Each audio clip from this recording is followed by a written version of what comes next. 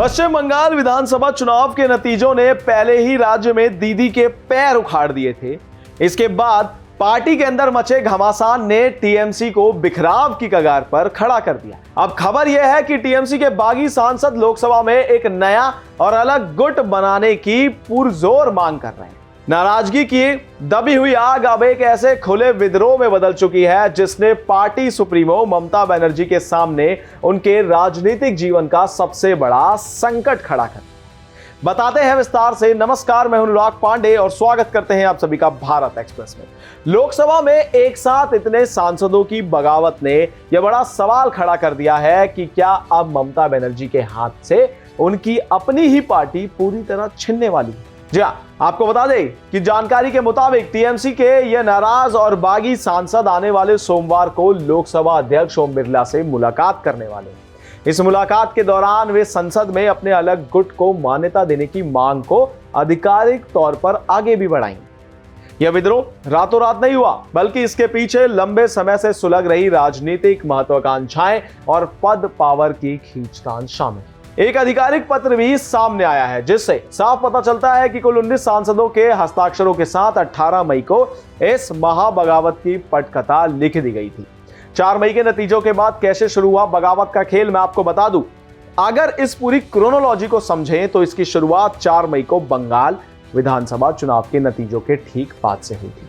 18 मई को पहली चिट्ठी चुनाव के नतीजों के ठीक 14 दिन बाद यानी 18 मई को ही इन बागी सांसदों ने लोकसभा अध्यक्ष को पत्र लिखकर एनडीए को समर्थन देने की मंशा साफ कर दी। इस चिट्ठी में सबसे पहला दस्तखत तत्कालीन चीफ व्हिप काकोली घोष दस्तीदार का था। उनके साथ शताब्दी रॉय, बापी हल्दर, शर्मिला सरकार, जगदीश चंद्र वर्मा, आरूप चक्रवर्ती और पूर्व क्रिकेटर यूसुफ पठान समेत 18 सांसदों के नाम साफ तौर पर शामिल थे। 20 मई को ममता का जवाबी जो कदम था, मैं आपको बता दूं कि ममता बनर्जी को इस बगावत की भनक लगते ही उन्होंने 20 मई को लोकसभा अध्यक्ष को सूचित किया कि अब कल्याण बनर्जी पार्टी के नए चीफ व्हिप होंगे। जी हां, लेकिन अब खुद कल्याण बनर्जी और सयानी घोष ने भी ममता और उनके भतीजे अभिषेक बनर्जी के खिलाफ खुला मोर्चा खोल दिया है। जी हां, सिर्फ इतना ही नहीं, अब एक बड़ा सवाल यह भी है कि क्या बागी गुट ही बन जाएगा असली टीएमसी।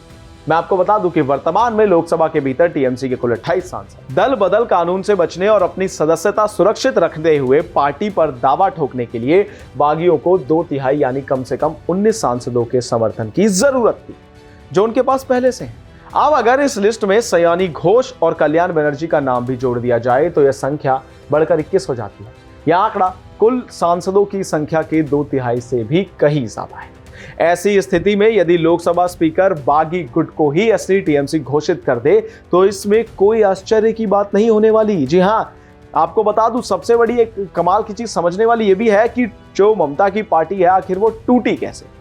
इस पूरे सियासी बवाल के बीच बागी सांसद जगदीश वर्मा का बड़ा बयान भी सामने आया है। उनका दावा है कि आने वाले दिनों में उनके साथ कुछ और सांसद भी जुड़ सकते हैं। जब उनसे विद्रोह की वजह पूछी गई तो उन्होंने साफ कहा कि ममता बनर्जी और अभिषेक बनर्जी अब जमीनी कार्यकर्ताओं और सांसदों की बात बिल्कुल नहीं सुनते। दूसरी तरफ टीएमसी वफादार कीर्ति आजाद का आरोप है कि बीजेपी डरा धमकाकर और 10 लाख से लेकर 5 करोड़ रुपए तक की भारी कैश ऑफर देकर उनको सांसद तोड़ने का काम कर रही है। फिलहाल कूटनीतिक और कानूनी गलियारों में हलचल तेज है। बागी सांसदों का यह कदम ममता बनर्जी के राजनीतिक गढ़ को ढहाने की दिशा में सबसे बड़ा प्रहार माना जा रहा है। अब देखना यह होगा कि सोमवार को होने वाली बैठक के बाद दिल्ली से क्या नया फैसला निकलकर सामने आता है। आपको क्या लगता है, अपनी राय कमेंट्स में जरूर बताएं और इन तमाम जानकारियों के लिए बने रहिए हमारे साथ भारत एक्सप्रेस पर। धन्यवाद।